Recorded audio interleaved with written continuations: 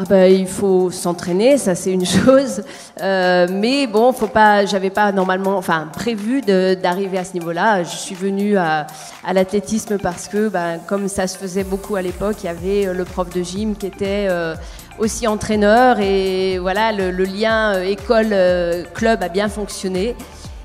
Du coup, voilà, j'ai progressé petit à petit, et pour arriver jusqu'à ce niveau-là, c'était une opportunité pour moi de pouvoir m'exprimer, comme un jeune l'a dit tout à l'heure, et puis voyager, rencontrer, être dans une équipe. J'ai toujours beaucoup tenu à défendre le maillot de mon club comme le maillot de l'équipe de France.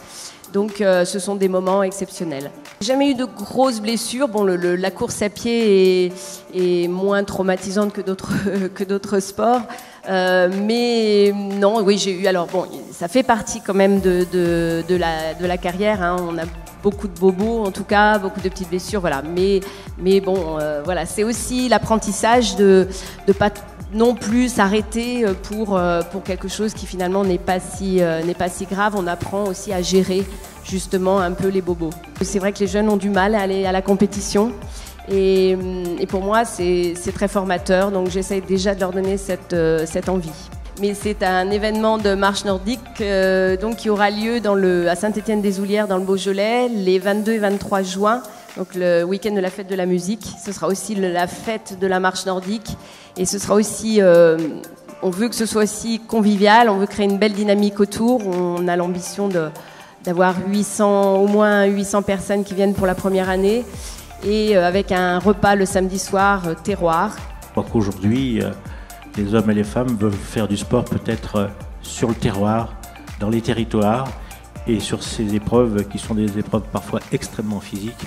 Le département est partenaire et sera partenaire pour l'épreuve qui est en train de nous concocter Annette. Nominée Angéline Coandé, Club Espérance et Vaillante de Brignais. Également nominée dans cette catégorie, Catherine Navarro du Cercle d'Escrime de Glaisé-Beaujolais. Et puis Anaïs Sabrier du Club Athlétisme Calade Val-de-Saône de Villefranche-sur-Saône. Angéline Coandé du Club Espérance et Vaillante de Brignais. Double championne de France en salle et en extérieur tir olympique à 70 mètres.